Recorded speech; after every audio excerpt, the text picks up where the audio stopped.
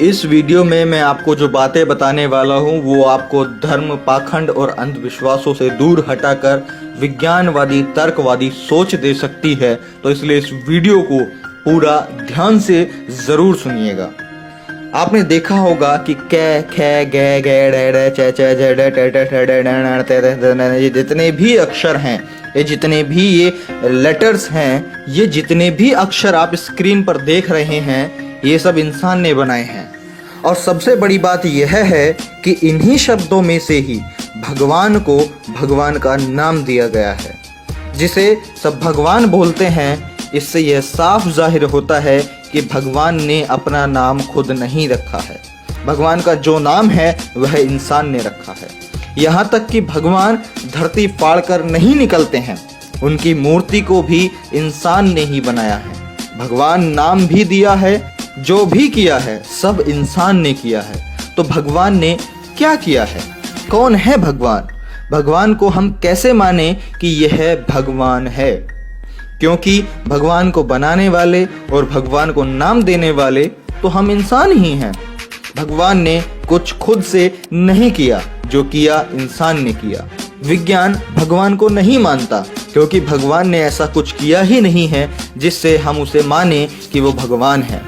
देश भर में बहुत सारे मंदिर हैं, वहाँ पर हर एक तरह के लोग आते हैं दूर दूर से दर्शन करने के लिए, और अपनी इच्छा अनुसार 50, 100, 200, 500, 1000, 10,000 चढ़ाकर कहते हैं मैंने इतना दान किया, मैंने उतना दान किया।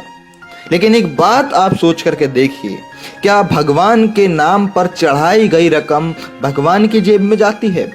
क्या भगवान ने कभी आपसे कहा कि आप मेरे मंदिर में आइए? क्या भगवान ने आपसे कभी पैसे मांगे? क्या भगवान ने कभी आपसे कहा कि मेरी पूजा करने के लिए आप सिर्फ मंदिर में आइए? क्या भगवान ने कहा मेरे लिए अगरबत्ती लेकर आना? क्या मेरे लिए फूल लेकर के आना? मेरे लिए पैसे लेकर के आना? मुझे पैसे की ज़रूरत है। मैं आपसे ही पूछ रहा हूँ, आप जो आप वीडियो देख रहे हैं ना, मैं आपसे ही पूछ रहा हूँ, क्या भगवान ने कभी किसी से ऐसी बातें की हैं? क्या भगवान आज तक किसी से कुछ मांगा है? कहाँ सुना है आपने? कहीं देखा है आज तक?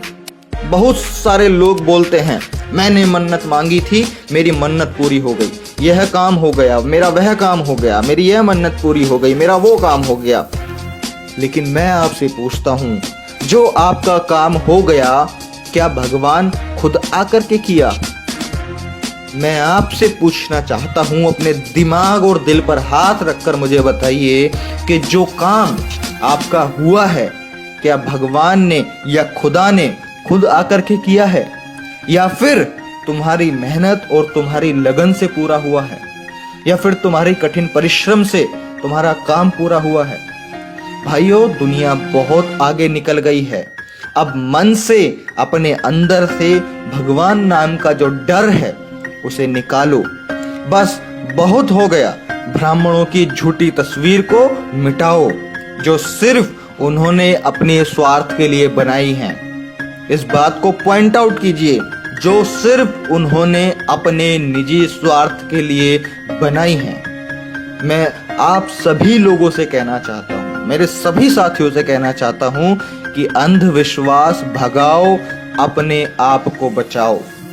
देवताओं ने सिर्फ राक्षसों को ही हराया है, मुगलों और अंग्रेजों को क्यों नहीं हराया, जो कि हमारे इंसानी जिंदगी के लिए बहुत बड़े अभिशाप थे।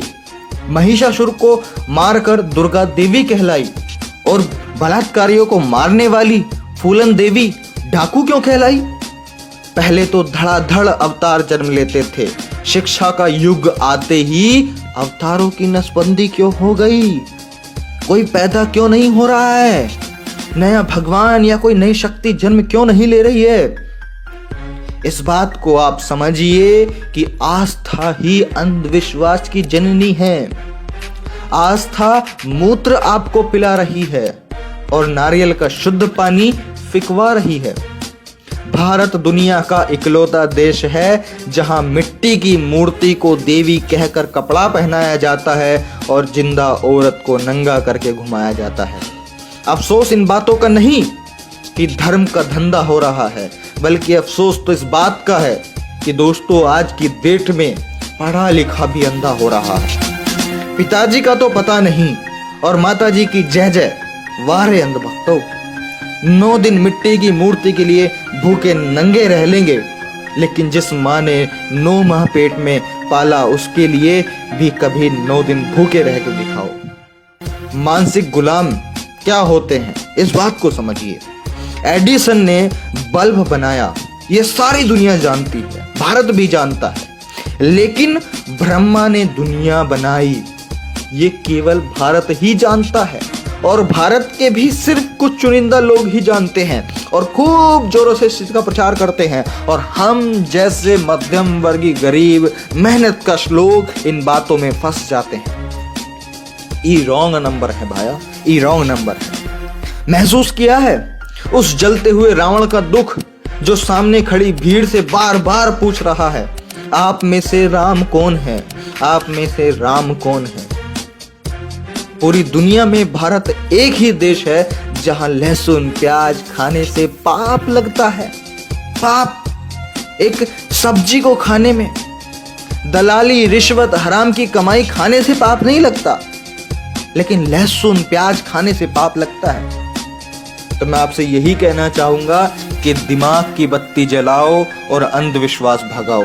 इस देश में अंधविश्वास और पाखंड और ये धर्मवाद इतना ज्यादा है, यही एक कारण है कि चाइना जैसे विकसित देश हमें कभी भी आंख दिखाकर चले जाते हैं। अगर हमारा देश भी टेक्नोलॉजी में साइंस की तरफ आगे बढ़ रहा होता, नॉलेज एजुकेशन पे आगे बढ़ रहा होता, फैक्ट्स एंड ट्रुथ के बेस पर आगे बढ़ रहा होता, तो शायद आज हमारा इंडिया भी डेवलप्ड होता।